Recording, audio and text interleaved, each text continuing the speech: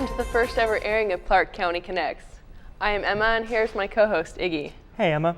Tonight's broadcast has us featuring Vancouver's Brewfest, after which we will turn to Chris with the weather. Following that, we will visit a local man and his food cart with everything bacon.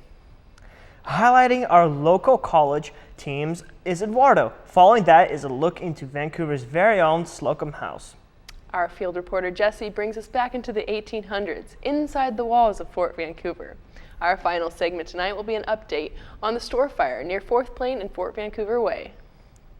Now let's turn to the Brewfest and see what all the excitement is about.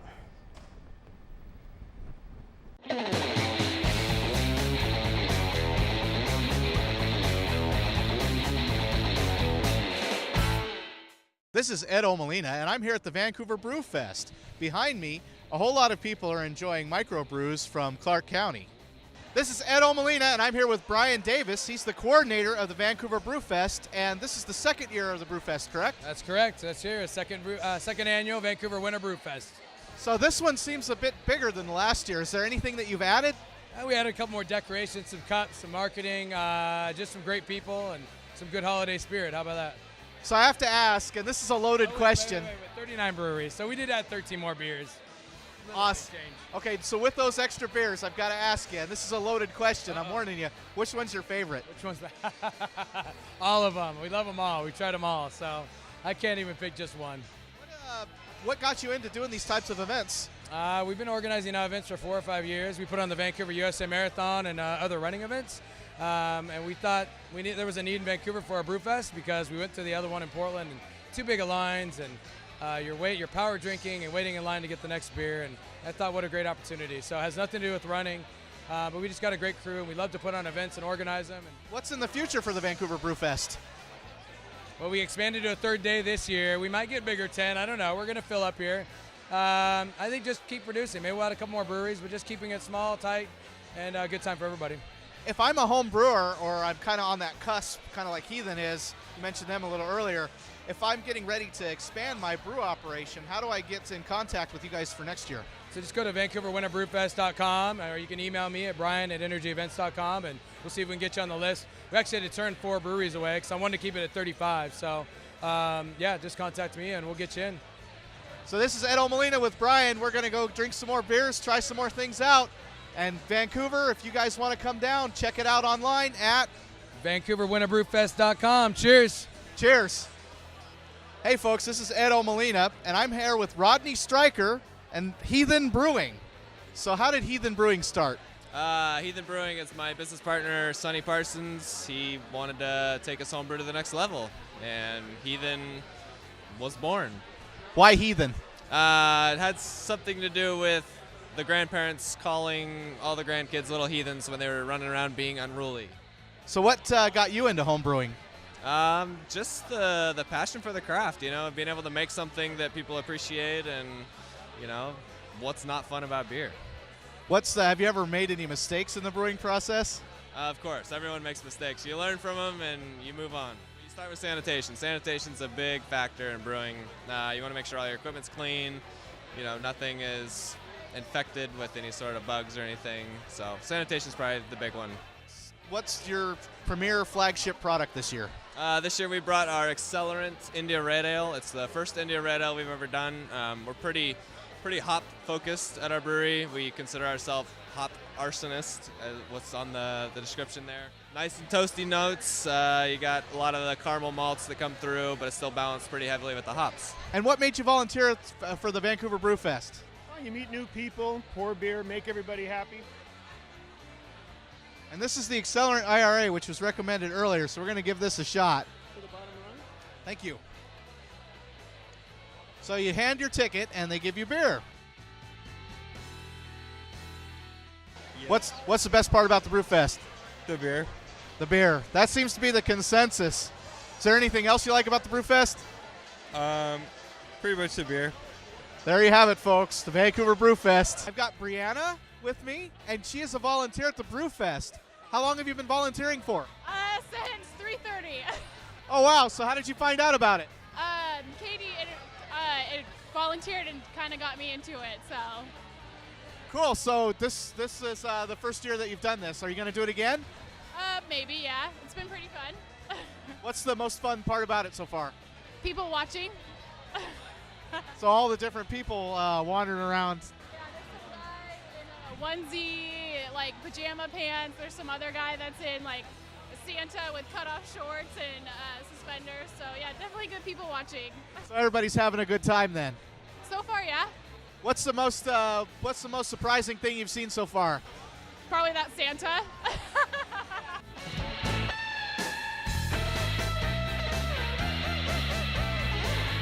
Cheers from the Vancouver Brew Fest. Looks like a lot of fun, Emma. I might just check it out myself next year. I know, right? Well, Chris, what does the weather look like this week? Nice enough to go out, I hope. Emma, I think it's going to be pretty nice tonight, actually. Your coldest spot's going to be St. Helens with 42 degrees, and everyone else is going to be around 46, 45 degrees. Vancouver is going to be a nice 47. That's a pretty high low. That's because we'll have some clouds around tonight. Earlier this week, we had some trees go down in Portland. In fact, a tree fell on a Firestone store because of a low pressure system that came in off the coast. So let's go ahead and see what your weekly forecast is going to be. I'm Chris Whitmer, and I'm your weatherman for FVTV Channel 11. So the week ahead, Thursday is going to be kind of rainy with 53 and 47. That's today's forward weather. Tomorrow, we're going to have partly cloudy skies. Hey, 62 degrees. That's pretty high. And 42 degrees for your low. Saturday and Sunday, it's going to be rainy with a high of 62 and 57, and your lows, I think the lowest will be on Sunday with a 44 as things start to clear up for Monday, Tuesday, and Wednesday because you're going to be springing your clocks forward, and that means we're going to have some clear weather right here in Vancouver. So 56, 62, and 64 are going to be your highs next week. Slight chance of rain on Wednesday, but more than likely it'll stay pretty dry, and your coldest low is going to be 38 on Monday. So Monday morning won't feel too much like spring, but once it warms up to 56 and it's sunny, you're going to be feeling it. Back to you in the studio, Emma. Thanks, Chris. After which we will jump right back into our story on the Sausage Shack. All right, here we are at Central East Side Food Carts on the corner of Southeast Washington and MLK. We have the proud food cart owner, Sean Rainey here. How's it going? Pretty good. Glad to have you here today and talk about your business. Okay. So how long have you been running your food cart? I've been open for about 3.5 years now. Okay, that's good.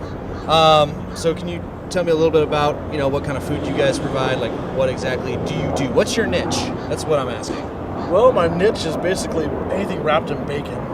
American food, sausages, burgers, chicken wings, fries, all that stuff. Lots of deep fried stuff and lots of bacon. It's a lot of greasy goodness. Yes.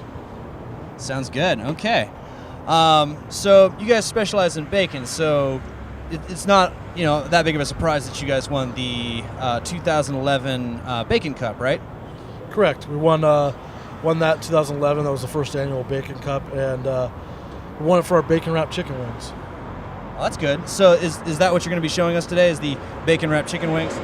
Yeah, that's my favorite food of everything. All right, let's get into the kitchen. So I'm going to take 6 of these and cut them in half for the 12 wings. So it's just like half a piece of bacon per chicken wing. Per chicken wing? Yeah. All right. So what I'm going to do is I'm going to wrap each of them with bacon and then put a toothpick through them so that they stay on during the frying process. Okay. Pretty simple here. Just holds it in there and it cooks it all together at once. Yep. And then I'll throw them in that deep fryer here. What other items do you like to really bring bacon towards? I mean, just anything really, or just? I'll put bacon around anything. I'll bacon wrap burgers, bacon wrap sausages, bacon wrap corn dogs. So pretty much anything you get your hands on, just short of soda cans and bags of chips. I've tried to wrap soda can in bacon, but it doesn't work. It's a big explosion. So the bacon really gives that like nice crispy taste towards it. And Yeah. Well, I mean, really, like, imagine a chicken and a pig mated. chicken and a pig mated. They really should come together. I mean, yeah, chicken, pig, pig, chicken. Pig chicken. That's the way you define it. So how long is that process going to take, the cooking and the? It takes about 10 minutes. 10 minutes? Yeah. All right. So we got 10 minutes before we get to try the great goodness of bacon. Now I'm a spicy man myself. I like really hot buffalo wing style. So what do you would recommend for spicy? Yeah, spicy. I have a buffalo sauce specifically. Okay. I have a couple of different types of hot sauces. I sometimes even have ghost pepper if you're feeling froggy. Feeling froggy. I don't know. I don't think I'm quite up for ghost pepper yet, but I'll try some of that buffalo sauce you guys have here. Be good. And now the moment we've been waiting for, to actually try out the award-winning wings. Good. No, it really has this nice, juicy taste. It really still tastes like bacon. It really cooked well with the chicken.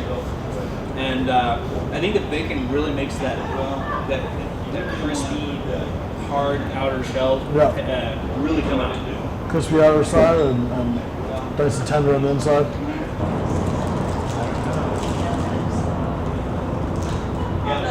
That looks good. It looks like a lot of food, but it looks good. Well, all right. Well, to our friends here, friends at home, and good, amazing food. Back to you in the studio. Thanks, Jesse. Looks delicious. Now, Eduardo, how are those local sports teams doing? Thanks, Emma. First, we'd like to congratulate the 2014 Super Bowl champions, the Seattle Seahawks. Way to bring it back to the state of Washington. In local sports, the Clark Penguins, despite having the best record all season long at 23-1, only placed 5th at this year's playoffs in Tri-Cities in a 74-65 win over Edmonds. Fortunately, the Portland Community College Panthers, in their first ever trip to the playoffs, won the NWAC championship. Congratulations to head coach Tony Broaddus in only his second term with the team. We hope that you get to do it again next year.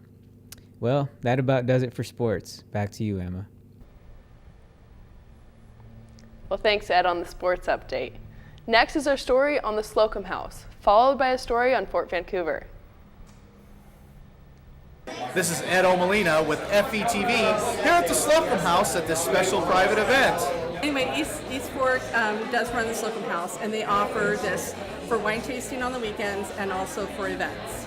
And by being a member here, or being a member at East Fork, I recommended this place as an opportunity for my daughter to have her party here and to host it here and have it catered by wonderful catering and wine by some of the best wine here in Clark County. Well, what a cool place to have an event. So if someone wanted to have an event, how do they coordinate that, or who do they contact? They contact Jeff or Stacy up at East Fork Winery up in Richfield, or they can come down here and talk to them on the weekends. That's how it all got started.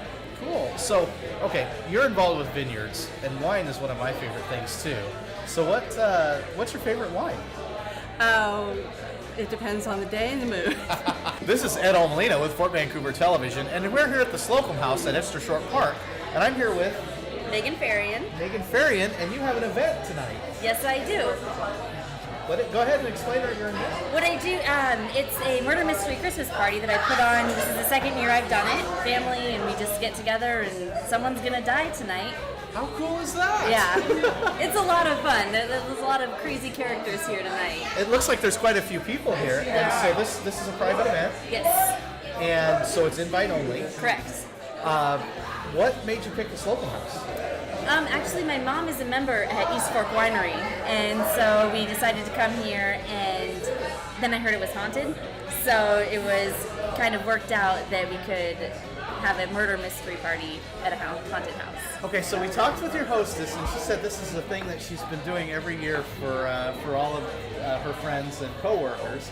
And so are you all coworkers? I'm her sister. Oh, you're her sister? I'm her sister. Father. Oh, you're the dad. And 2 childhood friends. There we go. How long has this event been going on? Last year, year before. This is her third murder mystery party. Do you like the Slocum House as far as being able to host an event like this? Oh, absolutely. It's great. Yeah, we walked in and went, wow, this is beautiful. Nice being in a place like this. So go ahead and go around the table real quick. What's your character tonight? I'm Taylor, and I'm a chemist. And you, sir? I am Bronte Vance, and I'm actually an English teacher at the local high school. And there's a lot of really idiotic people in this place because there were a lot of factors on my sister's death. And it was one of those things that I really feel like it could have been changed, or she would still be with us if there's many people here that, they affected the outcome. I just wanted to share that with you guys. And you, sir? I'm Sasha Yaplin. I'm an astronaut. And you, sir? I am Hudson Gannon. I'm a mechanical engineer. I design really fast boat engines. FVTV, it's your station. Jesse Rainey here, coming to you from Fort Vancouver. I'm here with the park ranger, Robert Gutierrez, and he's going to be talking to us about the lantern tours they host here. So why don't we start off by, you telling me what exactly do you guys do for this lantern tour? What do people expect to see when they come here? The lantern tour provides the visitors an opportunity to come out to the fort and to come at night. So they get to see a moment in time, so the 1845s, and then we have our volunteers dressed up in period clothing, and they have scripts. These are historical figures and things what you might have experienced, people would have experienced 150 years ago. Okay, very exciting. A lot of things for them to learn. So here's another question. You said that you have actors coming in. So are they volunteers? What kind of process do they go through? Maybe tell us about the historical figures that they're based on. Where does that come from, like historical documents? Right. A lot of the Hudson's Bay Company was a huge company. In fact, it's still around today. So in that, we got tons of documents about that. And we have historical figures of, people writing about them, people like Jebediah Smith or, James Douglas would be in here. But anyways, these are people from documents, actually historically written figures that we have. And luckily, because this was such a large company, we have tons of people wrote about them.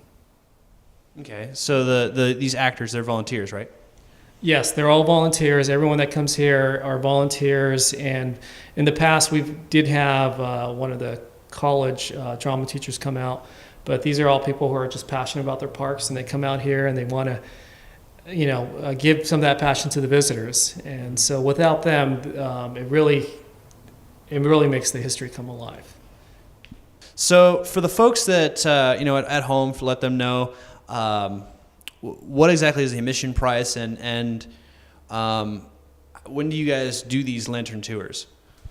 The admission is $10, and we do this as a cost recovery because we do a lot of special events here. So with that money, we use it to get food, pay for other fees that allow us to do these large events that we do throughout the year, like the Campfires and Candlelight, Christmas at the Fort.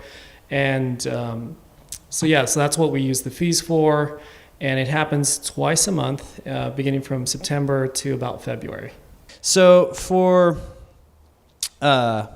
families to come out and see these things, and possibly maybe kids, what's the big benefactor for them to come out and see these tours? What are they going to experience? What are they going to get out of this as a family get together kind of thing? Well, it provides a very unique experience about our national heritage, our culture of what's happened here at the Pacific Northwest. The Hudson's Bay Company is a huge part of that. In fact, the beginnings of everything happens here. And so you could create these memorable family moments in here where it's a unique experience where you can see these vignettes and provide an experience for the family that you wouldn't be getting anywhere else. Again, thank you for your time, Robert. Sure. It'd be great to have more people come down and check out what's going on. So I will see you guys back at the studio and later. Once again, from Jesse out in the field. Well, before we go, let's go to Chris to see the story on store fire on 4th Plain. I'm Chris Whitmer with Fort Vancouver Television. About an hour ago, this store broke into flames.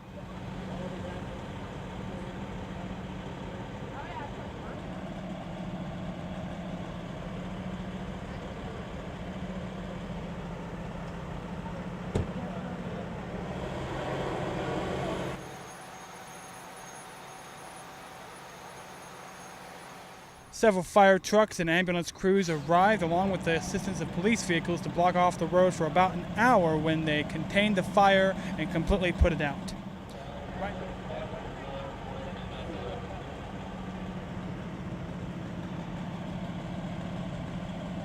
The store owners are now being briefed as to the extent of damage to the location and their stores.